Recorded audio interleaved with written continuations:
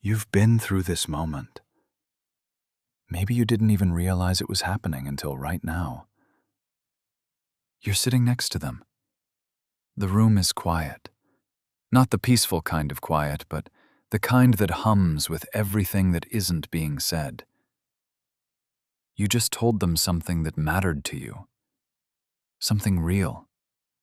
Something that took courage. And they didn't shut you down. They didn't fight you. They just went somewhere else. Their eyes drifted. Their bodies shifted slightly away. And even though they're right there, close enough to touch, you felt a wall slide into place between you so fast it almost took the air out of the room. And your brain starts spinning. Why do I always feel like I'm reaching for someone who keeps stepping back? Am I too much? Do they even want this? Maybe I'm just not the kind of person they can love the way I need to be loved. Here's the thing, and I need you to hear this clearly. The avoidant in your life, the one who pulls away, the one who goes quiet, the one who feels most distant right when you're trying to get close, they are not indifferent to you. They are studying you. Beneath the surface of that detachment is a nervous system that is always watching, always scanning, always measuring one thing. Are you safe? Not safe like harmless. Safe like, can I be myself here and not be consumed by it? And what most people never realize, what most relationship advice completely misses, is that avoidants have an entire internal list of qualities they find deeply, magnetically attractive in a partner. They just never say it out loud. Not to you, not even to themselves sometimes. You're not failing at this. You're not too much. You may just be speaking a language they desperately want to hear, but were never taught to respond to. By the end of this video, you're going to understand the 7 specific things an avoidant secretly sees as high value in a partner, the qualities that make their walls lower instead of higher, and why knowing this changes everything about how you show up in this connection. Let's get into it. Before we go through these 7 qualities, I need to reframe something that's probably been sitting in the back of your mind for a while. Because most people who love an avoidant believe some version of this story. If they really loved me, they'd come closer. They'd open up. They'd want to talk about it. The fact that they pull away means they don't care as much as I do. But the real truth is almost the opposite of that. An avoidance withdrawal isn't the absence of love. It's the presence of overwhelm. Their nervous system is reading the emotional temperature of the room before their conscious mind even catches up. And when it detects rising intensity, when your voice gets tighter, when the conversation gets heavier, when the need for closeness starts pressing in, their entire system hits a kind of internal alarm. Not because you're doing something wrong, but because somewhere deep in their wiring, closeness got linked to loss of self. Intimacy got tangled up with engulfment. And the only strategy that ever worked, the only one their body ever learned, was to create distance. Here's what nobody explains. What looks like coldness is usually a person who is flooded and doesn't know how to say it. What looks like indifference is usually someone who cares so much it terrifies them. And what feels like rejection is usually a nervous system that has been doing overtime since childhood, trying to keep this person safe from the very thing they want most, being truly known by another human being. So when we talk about what avoidants secretly see as high value, we're not talking about manipulation. We're not talking about playing games or being strategic. We're talking about the specific qualities in a partner that signal something to an avoidant's deepest wiring, Something that whispers, "You don't have to perform here. You don't have to disappear here. You can just be." And that changes everything.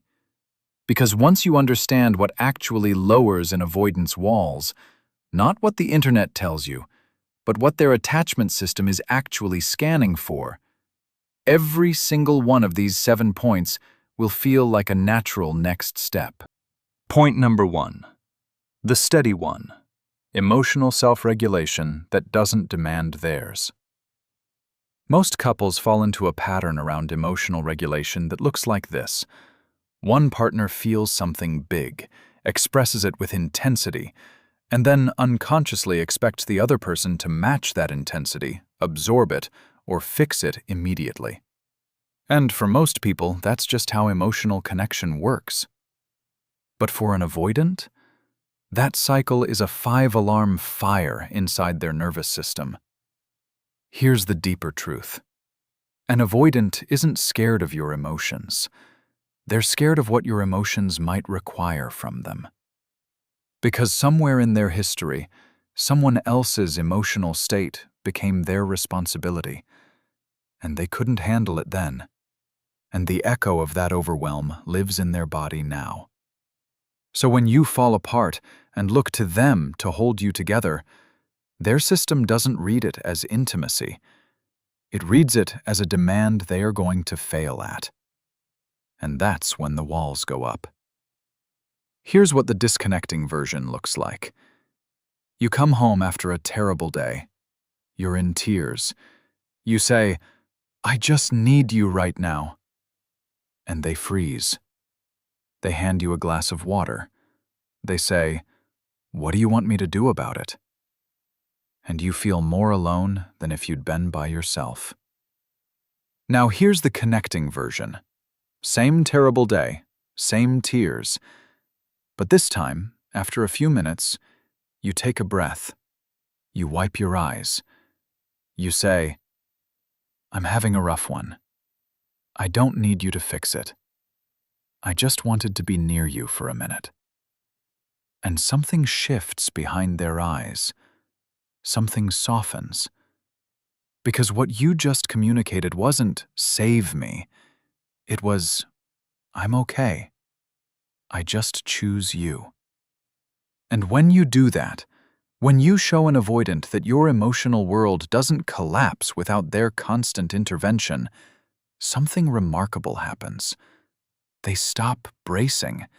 They stop scanning for the emergency exit. And for the first time, they start leaning in. Not because you pulled them, but because you made it safe enough to move on their own. Point number 2. The anchor. Groundedness that doesn't chase. And this is the one most couples never figure out. Most people, when they feel an avoidant pulling away, do the most instinctive thing in the world. They chase. They text more. They ask what's wrong. They try harder. They lean in closer.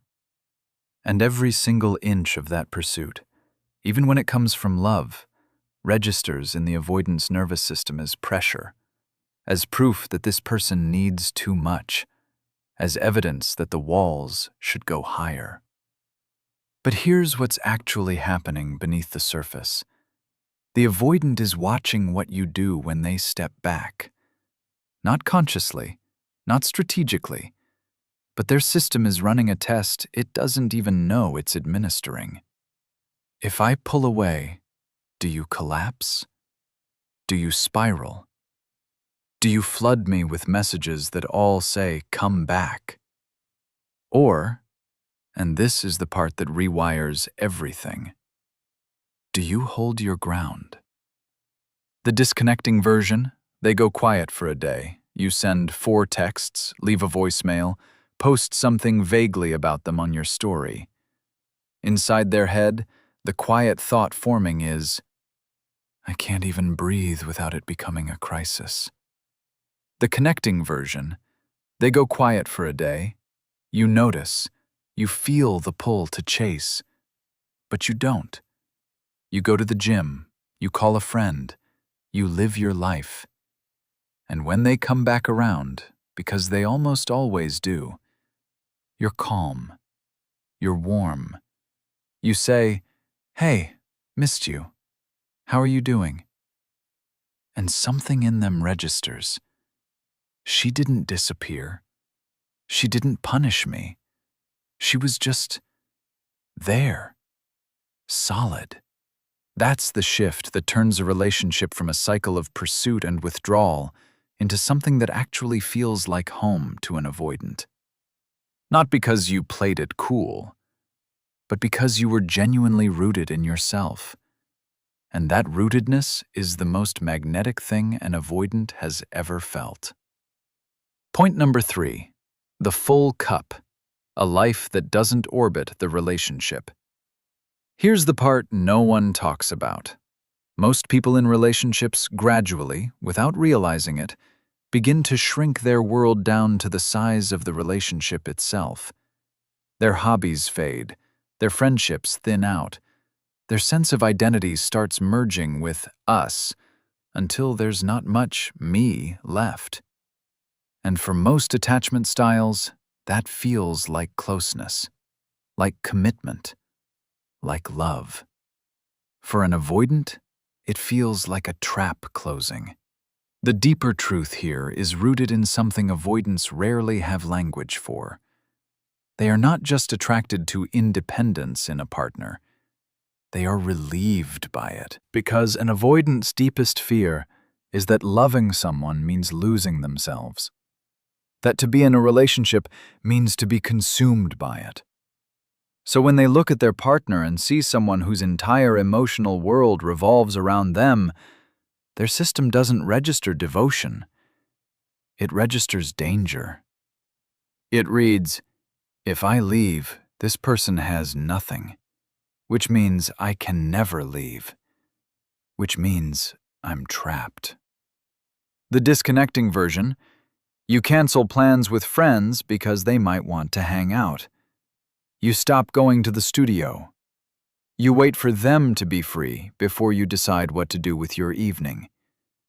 And even though you meant it as love, what's moving through them is, "There's no air in this." The connecting version: you come home lit up because you just had an amazing conversation with an old friend, or you're excited about a project at work, or you spent the morning doing something you love. And when you talk about it, your eyes are bright and your energy is full, and none of it